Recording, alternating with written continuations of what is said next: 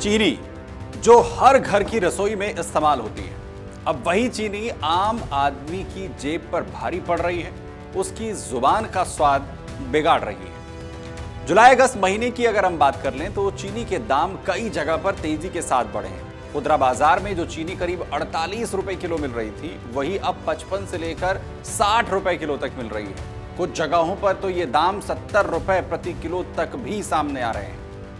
वहीं अब खबर यह है कि करीब 10 साल के बाद भारत को फिर से चीनी आयात करने की जरूरत पड़ रही है। सरकार ने 10 लाख टन कच्ची चीनी के ड्यूटी फ्री आयात की अनुमति दे दी है। लेकिन सवाल यह है कि आखिर दुनिया के सबसे बड़े चीनी उपभोक्ताओं में शामिल भारत में ऐसी नौबत क्यों आई है? क्या देश में चीनी का उत्पादन कम हो गया है? क्या इथेनॉल के लिए चीनी का इस्तेमाल इसकी एक वजह है, या फिर खराब मौसम, फसल में बीमारी और कम स्टॉक ने मिलकर चीनी का संकट खड़ा कर दिया है? आखिर इसके पीछे वजह क्या है? आइए चीनी की ये पूरी इनसाइड स्टोरी आखिर क्या है वो आपको समझाते हैं। पहले आपको बताते हैं कि आखिर भारत में कितनी चीनी बनती है।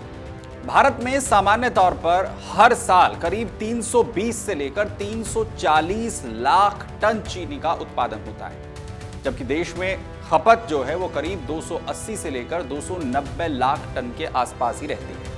यानी अगर सामान्य स्थिति की हम बात करें तो भारत अपनी जरूरत पूरी करने के साथ कुछ अतिरिक्त चीनी भी बनाता है। लेकिन मौजूदा हालात में, यानी कि अक्टूबर 2025 से सितंबर 2026 के दौरान हालात में कुछ बदलाव देखने को मिला है। दरअसल शुरुआत में चीनी का उत्पादन करीब 343 लाख टन रहने का एक अनुमान लगाया गया था, लेकिन बाद में अनुमान घटाकर करीब 306 लाख टन कर दिया गया। यानी उत्पादन अनुमान से करीब 11% की गिरावट इसमें दर्ज की गई। वहीं जब एथेनॉल के लिए चीनी के इस्तेमाल को भी इसमें शामिल किया जाता है तो घरेलू बाजार के लिए उपलब्ध चीनी की मात्रा इसमें और ज्यादा कम आंकी गई। भारत में चीनी उत्पादन के मामले में महाराष्ट्र सबसे आगे है। इसके बाद उत्तर प्रदेश का नंबर आता है और कर्नाटक जैसे बड़े गन्ना उत्पादक राज्य भी इसी फहरिस्त में। आखिर ये पूरा खेल क्या है, उससे समझने से पहले ये आपको बताते हैं कि आखिर ये चीनी बनती कैसे है। चीनी बनाने के लिए भारत में मुख्य तौर से गन्ने का इस्तेमाल होता है। गन्ना खेत से मिल तक पहुंचता है, फिर उसे मशीनों में डालकर उसकी पेराई होती है। गन्ने से यानी कि उसका रस निकाला जाता है। इस रस को साफ किया जाता है, फिर इसे गर्म कर धीरे धीरे गाढ़ा किया जाता है और इसके बाद इसमें चीनी के छोटे छोटे क्रिस्टल्स बनने लगते हैं। फिर मशीनों की मदद से चीनी को बाकी पदार्थों से अलग किया जाता है, उसे सुखाया जाता है और आखिर में पैक कर पहुंचा दिया जाता है बाजार तक। और इसी पूरी प्रक्रिया में सिर्फ चीनी नहीं बनती, गन्ने से निकलने वाला मोलासिस यानी कि शीरा एथेनॉल बनाने में भी ये इस्तेमाल होता है। वहीं गन्ने का बचा हुआ रेशेदार हिस्सा यानी कि बैगेज बिजली बनाने में इस्तेमाल किया जाता है। एक सामान्य गन्ने से करीब 9.5 से लेकर 11.5% तक चीनी मिल जाती है। इसे रिकवरी रेट कहा जाता है। दुनिया में आखिर चीनी का सबसे बड़ा खिलाड़ी कौन है? क्या भारत में ही दुनिया में सबसे ज्यादा चीनी बनती है? ऐसा नहीं है। अगर पूरी दुनिया की बात करें तो चीनी उत्पादन में ब्राजील सबसे आगे है। ब्राजील करीब 42 से लेकर 44 मिलियन टन के आसपास चीनी पैदा करता है। इसके बाद भारत का नंबर आता है। भारत करीब 28 से 33 मिलियन टन के आसपास चीनी का उत्पादन करता है। इसके बाद यूरोपीय संघ, चीन, थाईलैंड जैसे और भी बड़े उत्पादक देश सामने आते हैं। लेकिन भारत की एक बड़ी खासियत है, भारत में चीनी की घरेलू खपत बहुत ज्यादा है। यानी भारत भले ही दुनिया के सबसे बड़े उत्पादकों में शामिल हो, लेकिन अपनी विशाल आबादी की जरूरत पूरा करने के लिए अतिरिक्त चीनी बहुत ज्यादा उसके पास बचती नहीं है। यही वजह है कि उत्पादन में थोड़ी सी भी गिरावट का असर बाजार पर तेजी के साथ दिखाई देता है। लेकिन इस बार आखिर गड़बड़ कहां पर हुई है, यह सवाल सबसे बड़ा है। चीनी का उत्पादन क्या कम हुआ है?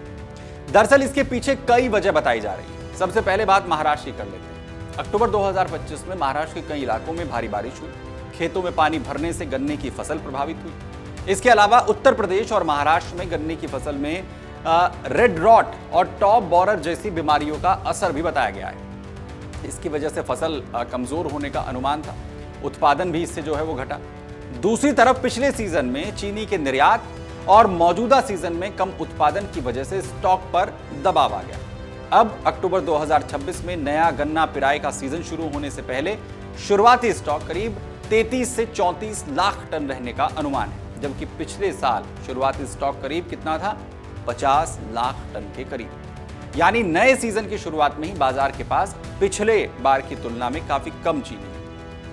लेकिन एक सवाल जो हर किसी के जहन में जो जानना चाहता है कि क्या एथेनॉल भी इसके पीछे है, उसकी भी आपको इनसाइड स्टोरी बता देते हैं। चीनी महंगी होने की चर्चा में एथेनॉल का नाम लगातार लोगों की तरफ से लिया जा रहा है। बार बार सवाल भी उठ रहा है क्योंकि गन्ने से बनने वाली चीनी का कुछ हिस्सा एथेनॉल बनाने के लिए डाइवर्ट किया जाता है। लेकिन सरकार के आंकड़े ये साफ बताते हैं कि चीनी से एथेनॉल के लिए डाइवर्जन 2022-23 में करीब 12% था। 2025-26 में तो ये घट गया और ज्यादा, ये 9% पर ही आ गया। यानी सरकार का कहना है कि इस बार चीनी की कमी के लिए एथेनॉल जिम्मेदार नहीं है और इसे लेकर सरकार ने बाकायदा स्पष्टीकरण भी दे दिया है। इसके अलावा अब एथेनॉल उत्पादन में करीब 75% हिस्सा अनाज से आता है और मक्का से आता है।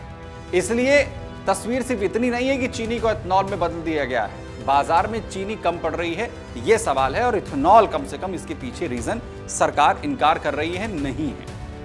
तो फिर सरकार को यह आयात क्यों करनी पड़ रही है? चीनी तो कहा जा रहा है कि नहीं हमारे पास पर्याप्त है।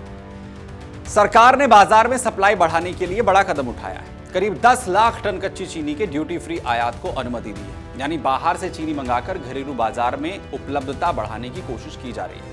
इसके अलावा मई 2026 से चीनी के निर्यात पर रोक लगाई गई है। डीलर्स के लिए स्टॉक लिमिट लगाई गई है। सरकार की नजर जमाखोरी और ज्यादा कीमत की उम्मीद में स्टॉक रोककर रखने यानी स्पेकुलेशन पर भी है, और मिलों को अक्टूबर से ही जल्दी पेराई शुरू करने के लिए भी आदेश दिए गए हैं। यानी इस बार सीजन भी गन्ने का बहुत जल्दी शुरू हो जाएगा। यानी सरकार की साफ कोशिश है कि बाजार में चीनी की कमी न होने दी जाए और कीमतों पर भी दबाव कम किया जाए। अब किसान और मिलों पर इसका क्या असर होगा?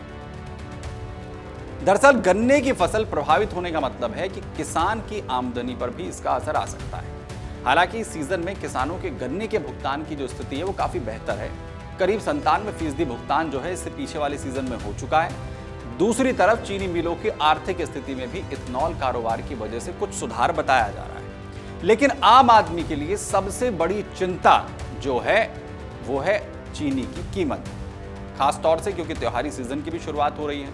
इस समय में घरों में मिठाइयाँ बनती हैं, मिठाई की दुकानों पर उत्पादन बढ़ता है और चीनी की मांग भी बढ़ जाती है।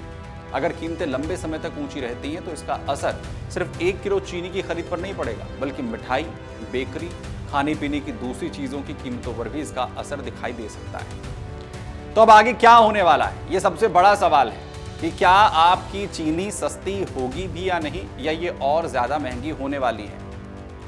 इस बार गन्ने की फसल बेहतर होगी? क्या महाराष्ट्र और उत्तर प्रदेश में उत्पादन बढ़ेगा? क्या बीमारी और मौसम से फसल को नुकसान कम होगा? क्या इथेनॉल के लिए चीनी का इस्तेमाल बढ़ेगा या कम होगा? ये सबसे बड़े सवाल है। क्या भारत फिर से इतना चीनी उत्पादन कर पाएगा कि उसे आयात की जरूरत ना पड़े?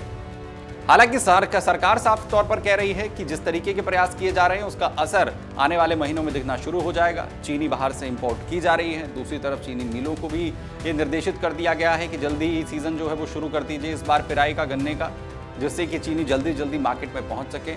यानी ये तमाम कोशिशें तो कम से कम ये बता रही हैं कि सरकार जो कोशिश कर रही है उसके चलते चीनी की कीमतें जो हैं वो कम से कम रुक जाएं। लेकिन एक्सपर्ट्स का ये मानना है कि फिलहाल तुरंत तो जो राहत है वो नहीं मिलेगी। आखिर आपका इस पर क्या मानना है, और आपके इलाके में चीनी की कीमतें क्या वाकई बढ़ी हैं और कितनी कीमत में आपको चीनी मिल रही है, हमें कमेंट बॉक्स में जाकर जरूर बताएं। अगर आप ये वीडियो YouTube पर देख रहे हैं तो हमारे चैनल को सब्सक्राइब कर बेल आइकन दबाएं, और Facebook पर देख रहे हैं तो हमारे पेज को लाइक करें।